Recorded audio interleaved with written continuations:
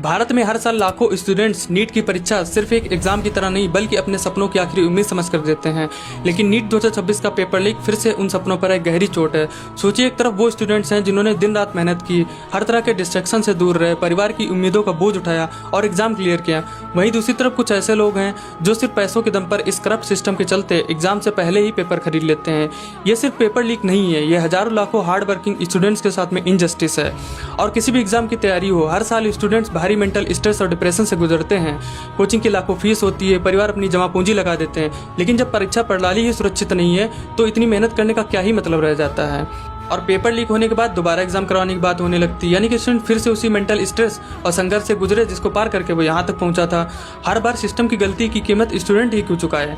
भारत जैसे देश में जहां युवा ही देश का भविष्य है, अगर उनके इतने इंपॉर्टेंट एग्जाम ही नहीं सुरक्षित रहेंगे तो सिर्फ ये शिक्षा संकट नहीं है, ये राष्ट्रीय विश्वास का संकट है।